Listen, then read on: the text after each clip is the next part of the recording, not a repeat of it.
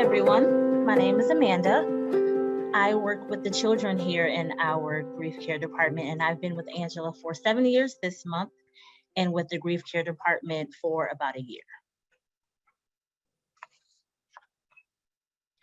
Give yourself and your family permission to celebrate. Tell as well as show children that it's okay to be excited for the holidays. And that if you are excited, it does not mean that you are not sad that your loved one died, and normalize that all the feelings that they're having are okay. It's okay to feel sad, mad, happy, etc. It's also important to include the memory of your loved one in all of your celebrations. Everyone grieves differently. However, there are some commonalities of responses to grief depending on how old a child is. It's helpful to know how grief shows up in each range, no matter how old the children are in your life, because there may be a time that a 6-year-old asks a question that you would expect to come out of the mouth of a child that's a lot older, and other times that a teenager may be finding it difficult to find a physical outlet for their grief. I will be going through different age ranges and sharing information about the developmental stages and how grief can show up for each child in that age. For children 2 to 4 years old, they see death as reversible and start to wonder if it will happen to everyone. You may hear questions like, will you die too? What about me? Their belief of death being temporary and reversible is often reinforced by cartoon characters who die and come back to life again. Some common responses to grief for this age group are general anxiety, crying, clinginess, temper tantrums, repetitive questions, and regression. Ages 5 to 8 years old. Children this age are just starting to explore their independence. They tend to have magical thinking, which is when a child believes that their thoughts cause something to happen. So for a child whose loved one died, they may think that their thoughts caused their loved one to die. They may think, it's my fault, I was mad and wish she died. It's important to be honest about how their loved one died for many reasons. 1, so that the child does not feel any responsibility. And 2, so that they know they can trust you and that you will tell them the truth when they have a question. Some common responses to grief for this age group are the same as 2 to 4, with others such as concerns about safety and abandonment and physical complaints. For ages 8 to 12 years old, they start to make close connections with friends and activities outside their home and family. They begin to understand that death is permanent and start thinking about how losses will affect them over the long term. Some of the common responses to grief for 8 to 12 are the same as 5 to 8, with others such as they ask detailed questions.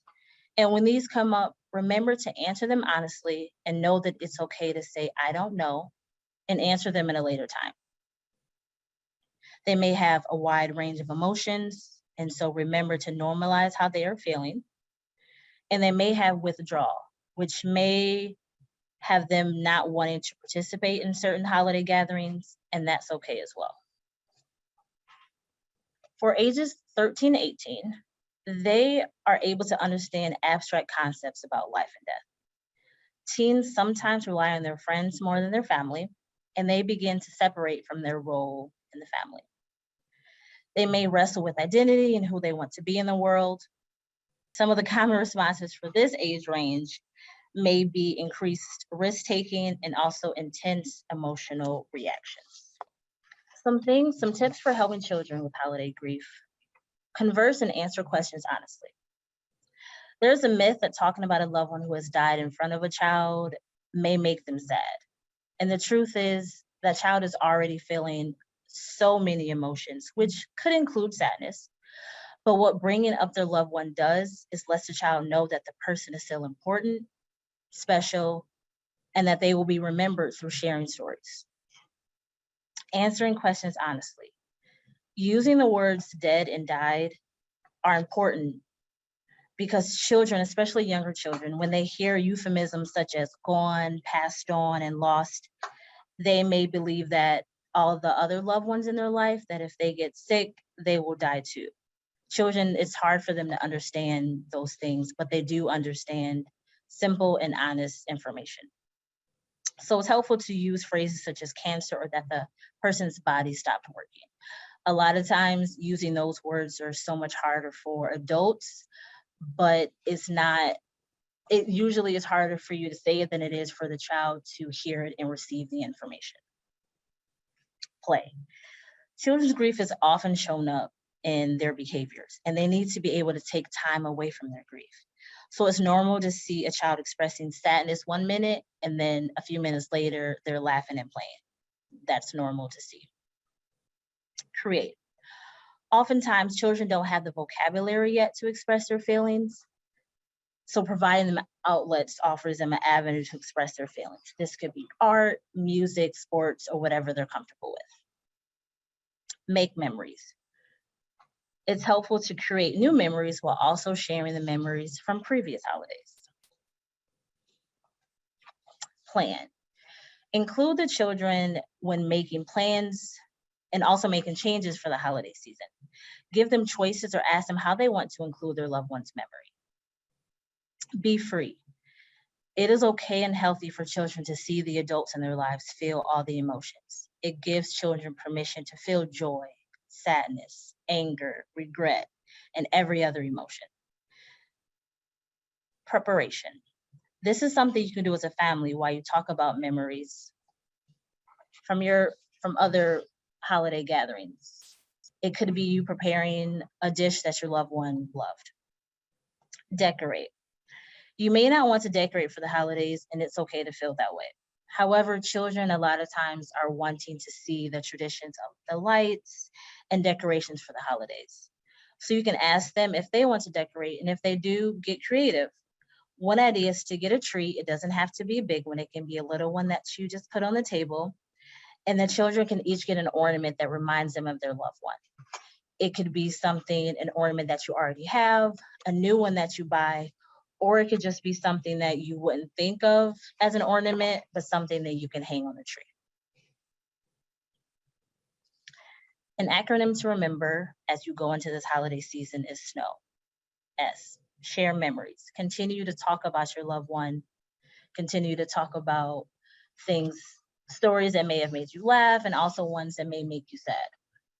N, nurture relationships. O, open and honest communication. And remember that it's okay to say that you don't know, and then you can go and either ask a friend, or you can, do some research and then come back and answer the child. W, walk and talk with your child. Some activities for families to do together are a memory jar or a stocking. One idea is to have family members send memories of their loved one and place them in a decorated memory jar or stocking. I like this activity, especially if you have other families send in things about the loved one, because the child may hear stories that they didn't know about their loved one. So it's nice for them to hear maybe stories they've already heard, but new ones as well. You can also write memories on a piece of paper and place them in a jar. A memory LED candle, you can use an LED candle, a real one, and you can write special memories or words around the glass. And the children can light the candle around special occasions or whenever they want to feel close to their loved one. And a lot of the items that you need to create these can be found at the dollar store. So it's not very expensive, and it's something that the child can hold on to. Some resources and references to help children and teens. At Angela Hospice, we have one-on-one counseling as well as grief support groups. At Henry Ford Sandcastles, they have grief support for children and families. At Ellie's Place, it's support groups for children. New Hope has peer-to-peer grief support.